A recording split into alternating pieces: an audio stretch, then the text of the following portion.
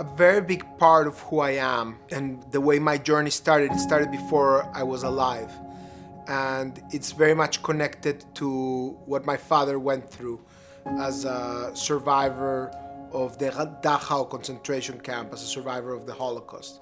Perhaps now more than ever, I feel the duty to remember what he went through or what I promised myself to try to prevent from happening again to others, because it's sad, a bit shocking to me, but what we're experiencing in our world today is a renaissance and revival of racism, of anti-Semitism, of division, of polarization, of hatred, of distrust of the other, of ignorance.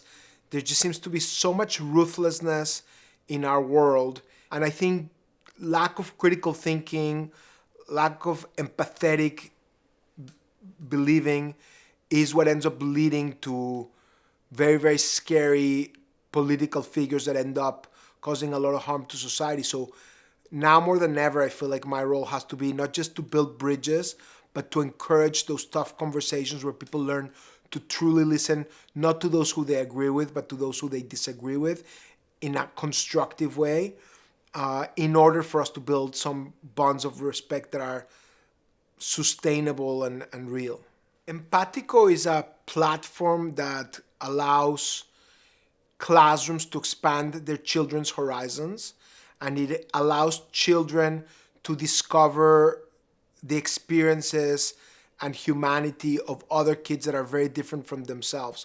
So you might have kids in Nigeria connecting to kids in Delaware, or kids in Memphis, Tennessee in an all-black school connecting to kids in southern New Jersey in an all-white school, or kids in a rural school in northwest Arkansas connecting to kids in Paris. And the whole concept of Empatico is to help expose kids at a critical time in their lives when they're discovering their role in the world and their sense of self, to understand that in spite of our many differences, we're all human beings. During those critical years, your parents or your school or your role models or your environment start teaching you to be very proud of who you are and where you come from, but to also be proud of being a human being and recognize that we have a lot in common. It's much more likely that then for the rest of your life, you're going to carry that perspective and help you not just be a better citizen of the world, but also more effective in life, because when you develop those empathetic skills, you're able to achieve more, you're able to succeed more because you're able to navigate those differences. So COVID-19 has forced all of us as human beings to look for how we're going to maintain those human bonds, that social fabric. At our company, at Kind, everywhere, you're like thinking for new ways to make sure that we don't lose that essential bond that we've built with fellow human beings. In the case of Empatico, with classrooms being closed, we're in a process of opening it up to parents also. We are now launching a beta process for parents to help their children connect with other children. So even if they're not in the classroom, they're still able to expand their horizons. And now more than ever, it's really, really powerful for parents to be able to enable their children to meet new kids, meet new friends, enrich themselves by understanding about a different culture, and just learn about each other and continue fine-tuning their empathetic and human behavioral skills, which, social emotional learning is, in my opinion, for when I'm raising my children, even more important than intellectual learning. And right now it's hard to be teaching that during the COVID environment. So we need to find ways to make sure that we don't lose sight of the importance of those social emotional learning tools. So one thing that's important to understand about Empatico is that it allows you to have a free-form conversation where the teachers and the students just have a free-for-all, but it also has modules so that kids can discover each other's humanity through a common language. And so you can learn about each other's weather, you can learn about mathematical experience, but the most popular by far is using culture, how we celebrate different things, because all kids can appreciate that we all have certain traditions, that we have certain festivities, that we have certain cultural aspects in our lives. And so culture is a central organizing, welcoming platform for our children when we use Empatico. And it's a very, very important tool because all human beings can connect to that and can be enriched by it. It is the case that during that early age where kids' brains are more malleable, we can have the maximum impact in helping kids transcend prejudices that we all have and develop. It's natural for human beings to have prejudices. It's very important for us to understand that. Like, our brains are wired to do pattern recognition and to infer conclusions from that pattern recognition. And very often times, that pattern recognition helped that human being not be eaten by that voracious lion. But it is the case that sometimes we then generalize and then we think that all Jews are greedy or all Hispanics are lazy and I'm Jewish Hispanic, so I'm comfortable using those examples that are clearly wrong. I think it's very valuable for people to learn their prejudices and learn how our brain works, because it's not like we're going to be able to banish those prejudices, because we as humans are going to fall prey to them sometimes. But if we are very conscious about it, we can keep them in check and can say, wait a second, this was a wrong conclusion. Let me question that underlying assumption. If we do that, we actually become stronger in every other regard. Because, for example, Kind, our company, one of our essential competitive advantages is that we teach our team members to think creatively and outside the box by questioning underlying assumptions, by questioning biases, we're questioning things that people have taken for granted. So if you're able to become a critical thinker, it doesn't just make you more evolved into not having prejudices against human beings, no matter what their differences are, whether it's race, gender preference, religion, or socioeconomic backgrounds, or whatever else may be.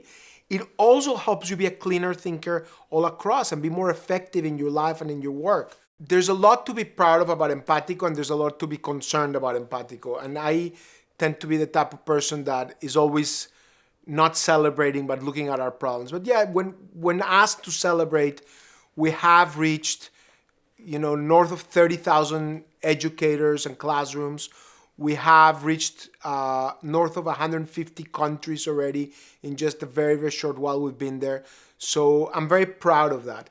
But we need to reach tens of millions, and we have long ways to go to figure that out.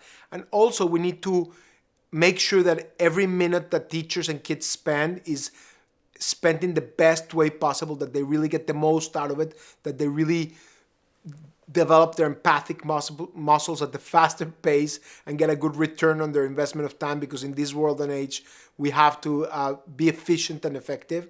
So there's a lot of work that the team is doing for trying to deepen and improve those experiences. If I look forward 5 or 10 years from now, I would imagine that Empatico is going to actually look somewhat different from what it looks now, not just in terms of hopefully scaling so that teachers at the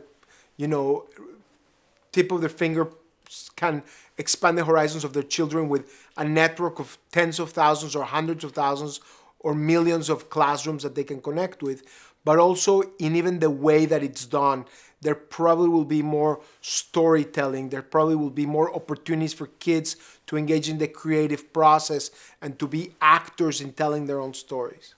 I think one of the challenges that we have today is that in our quest to avoid prejudices and avoid racism, which we should all strive to do, sometimes we are drawing the wrong lessons on how to behave and how to act. And we're assuming that we should transcend cultures because we need to create a clinical environment. At Empatico, we had a debate among our staff where some of our staff felt that showing these Nigerian kids dancing was stereotyping, as if all black kids are just dancing and they're not doing math or other intellectual pursuits. I don't agree with that way of thinking. I think that we should lean into our culture far, far more and celebrate that diversity and be very comfortable having those conversations and be very comfortable letting people be people and not be so clinical and not be labeling people so easily and just allow humanity to be human, allow us to laugh and to cry and to thrive in our different cultures and not feel that we have to hide our cultural identities because they're always going to be leaning into some stereotypes. I think culture is a fantastic space for us to discover how rich our world can be by us learning from each other's folklore. If I were asked by culture ministers what I would recommend that we do in terms of strengthening our children to become better citizens and more effective people in their lives, my advice would be to foster social emotional learning, to help kids become critical thinkers and critical listeners by both developing their empathetic muscle and their values in order to make sure that they fight against racism of all types, but also to help foster in them a hearty culture that welcomes respectful disagreement. I think one of the reasons why we are moving into more and more extremism and we don't value sufficiently the art of moderation, of living in the gray rather than the absolutes, black or white, left or right. I think we don't teach our children enough and our society enough to be listeners to the other side and to create the space for disagreement. We're all so uncomfortable with disagreement that then we shun it in favor of simple labels. And I find that extraordinarily dangerous coming from the far left and from the far right. I think our society and our world is moving more and more and more into the extremes. And what I would encourage all of us to do is to try to build critical thinkers and critical listeners that can live in the nuances, that can appreciate that we live in a nuanced world, that it's much harder to find an absolute monster as a human being, much easier to find an imperfect human being that is not perfect. They're not heroes and monsters. There are some, but for the most part, we're all perfectly imperfect. And what we need to do is just learn how to deal with each other with those imperfections, how to listen to each other, how to be comfortable in that discomfort and allow people to ask questions that might be uncomfortable so that we can have a rich conversation and truly get to a place of consensus. Social media and the internet had given us that promise. And sadly, they've been manipulated into be gambling platforms or hate platforms. But Empatico is truly a fulfillment of the potential of the internet to allow us to connect our children to other parts of the world, to other kids across the world and grow from those experiences.